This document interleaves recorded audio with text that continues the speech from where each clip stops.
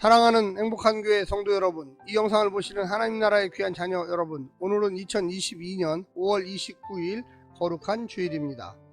오늘 본문에서는 사울은 백성들에게 전쟁이 끝날 때까지 음식을 먹지 않겠다고 서약을 하게 합니다. 그런데 요나단은 이 맹세를 알지 못하고 수풀 속 꿀을 조금 찍어 먹었습니다.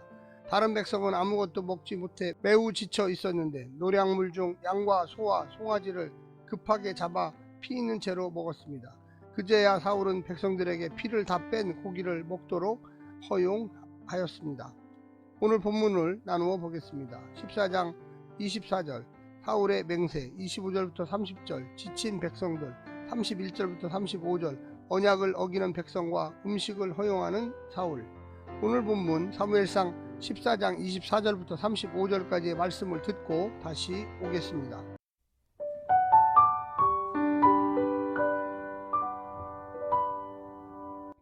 이날에 이스라엘 백성들이 피곤하였으니 이는 사울이 백성에게 맹세시켜 경계하여 이르기를 저녁 곧 내가 내 원수에게 보복하는 때까지 아무 음식물이든지 먹는 사람은 저주를 받을지어다 하였음이라.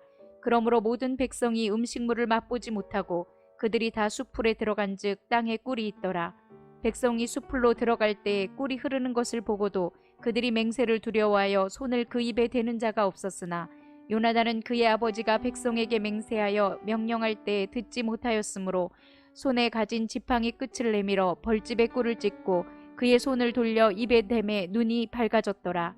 그때 백성 중 한 사람이 말하여 이르되 당신의 부친이 백성에게 맹세하여 엄히 말씀하시기를 오늘 음식물을 먹는 사람은 저주를 받을지어다 하셨나이다. 그러므로 백성이 피곤하였나이다 하니 요나단이 이르되 내 아버지께서 이 땅을 곤란하게 하셨도다. 보라, 내가 이 꿀 조금을 맛보고도 내 눈이 이렇게 밝아졌거든. 하물며 백성이 오늘 그 대적에게서 탈취하여 얻은 것을 임의로 먹었더라면 블레셋 사람을 사륙함이 더욱 많지 아니하였겠느냐. 그날의 백성이 믹마스에서부터 아얄론에 이르기까지 블레셋 사람들을 쳤으므로 그들이 심히 피곤한지라. 백성이 이에 탈취한 물건에 달려가서 양과 소와 송아지들을 끌어다가 그것을 땅에서 잡아 핏째 먹었더니 무리가 사울에게 전하여 이르되 보소서 백성이 고기를 핏째 먹어 여호와께 범죄하였나이다. 사울이 이르되 너희가 믿음 없이 행하였도다. 이제 큰 돌을 내게로 굴려오라 하고 또 사울이 이르되 너희는 백성 중에 흩어져 다니며 그들에게 이르기를 사람은 각기 소와 양을 이리로 끌어다가 여기서 잡아먹되 핏째로 먹어 여호와께 범죄하지 말라 하매 그 밤에 모든 백성이 각각 자기의 소를 끌어다가 거기서 잡으니라. 사울이 여호와를 위하여 제단을 쌓았으니 이는 그가 여호와를 위하여 처음 쌓은 제단이었더라.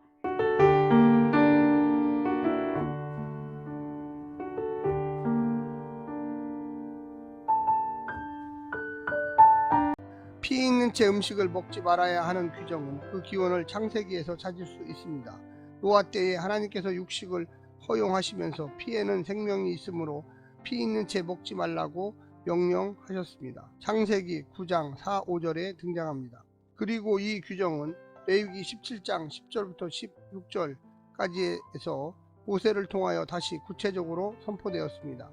무슨 피든지 먹는 사람은 백성 가운데 끊어질 것이다. 에스겔 선지자가 유다 땅에 사는 사람들의 죄에 관하여 첫 번째로 말하는 것이 피 있는 채 고기를 먹는 죄다고 에스겔서 33장에 나오고 있습니다. 초대교회 성도들도 사도행전 15장 20절에 이 계명을 매우 중요하게 다루고 있었습니다. 오늘 본문을 세 부분으로 나누어 자세히 설명드리겠습니다. 첫 번째, 속셈을 감춘 경솔한 맹세. 하나님의 명령에는 순종하지 않던 사울이 경솔한 맹세를 합니다. 겉으로는 큰 믿음인 것처럼 보이지만 이건 역시 조바심의 발로입니다. 하나님을 충동하려는 의도가 있습니다. 심지어 그는 이 전쟁을 개인적인 복수를 갚는 일, 내 원수에게 보복할 때까지로 생각하고 있습니다. 전쟁을 승리로 이끌어 실추된 자신의 이미지를 쇄신하고 왕권을 강화하기 위한 속셈이 엿보입니다. 하나님의 명예를 위해 하나님이 전쟁하시는 것을 보려고 했던 아들 요나단과 얼마나 다릅니까? 두 번째는 요나단을 죄로 이끄는 맹세. 사울의 무모한 맹세를 모르는 요나단은 꿀을 먹습니다.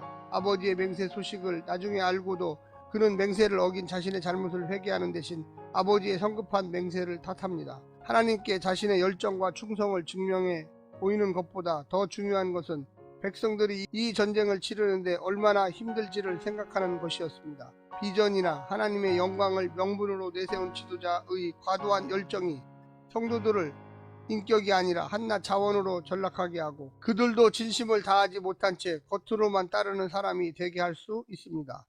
마지막 세 번째는 백성들을 죄로 이끈 맹세.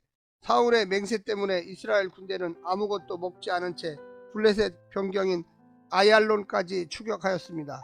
아얄론은 예루살렘에서 25km 이상 떨어졌고 믹마스에서는 30km 이상 떨어져 있습니다.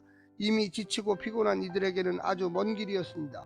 승리가 확장되자 백성들은 허기를 달래기 위해 탈취한 가죽을 피채 먹는 더욱 심각한 죄를 짓고 말았습니다. 사울은 진심으로 맹세를 했을지 몰라도 백성들은 어쩔 수 없이 따르고 있었던 것입니다. 맹세의 참 의미에 공감하지 못했기에 그들은 피채 먹어서는 안 되는 것도 잊었고 전쟁에서는 이겼지만 순종의 싸움에서는 지고 만 것입니다. 그것은 자원하는 금식이 아니라 어쩔 수 없는 버팀이었습니다. 사랑하는 행복한 교회 성도 여러분, 우리가 하나님께 맹세한 것은 지켜야 합니다. 그러나 그 맹세가 정말로 자원하고 순종적으로 하나님만을 바라보는 맹세가 되어야만 하겠습니다. 오늘 하루도 승리하시고요. 성령님의 놀라운 축복 가운데 사시기를 간절히 부탁드립니다. 샬롬.